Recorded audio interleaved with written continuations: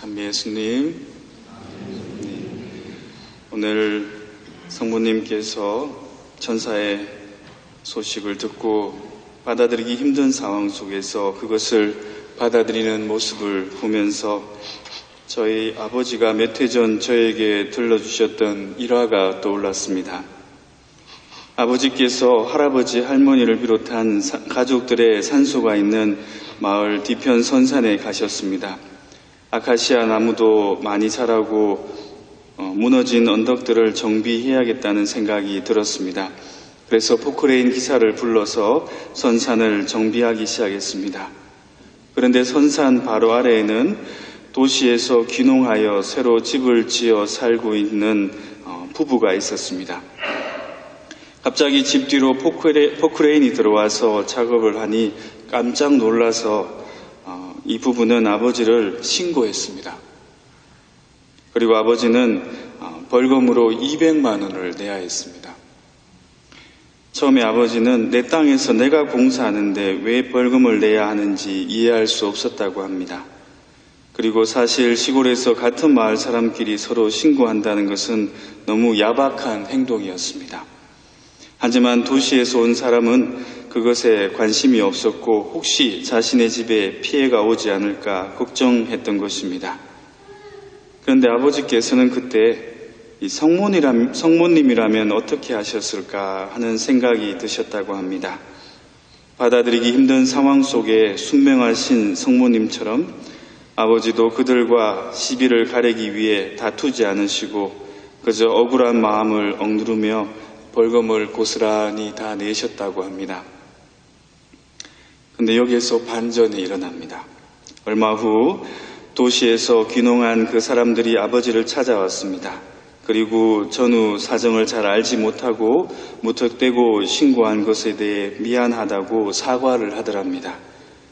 그리고 그들은 그곳이 아버지의 땅인 줄도 몰랐고 포크레인이 와서 자신의 집 근처를 파헤치니 시끄럽기도 하고 혹시 피해를 입을까 걱정하여 그만 그렇게 했다는 것이었습니다.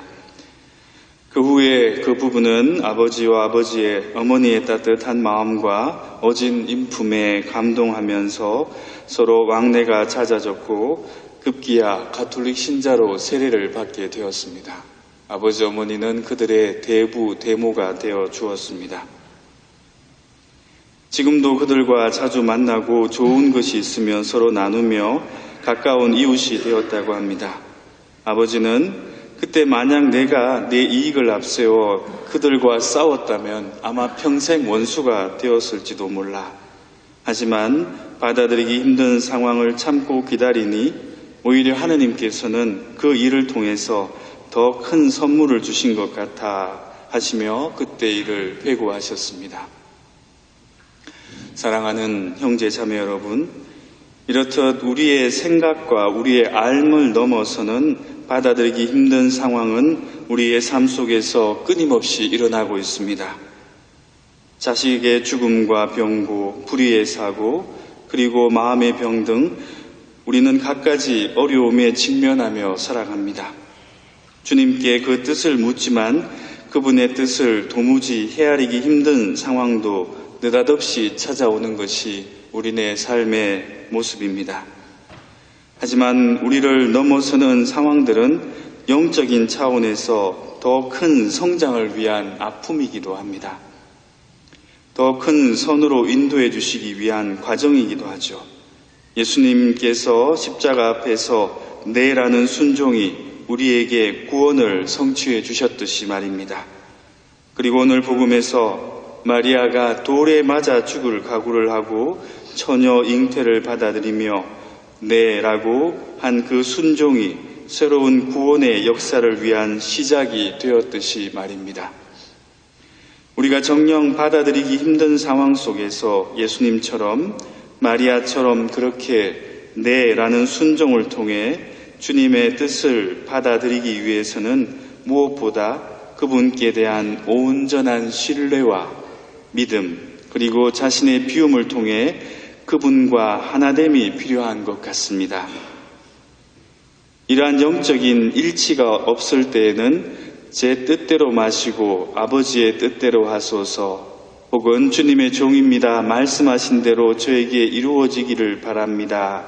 라고 기도하기보다는 제 뜻대로, 제가 바라는 대로 아버지의 뜻을 바꾸어 주소서라고 기도하게 됩니다. 형제자매 여러분, 우리의 일상은 무수한 관계들로 얽혀 있습니다. 그 관계들 안에서 자신의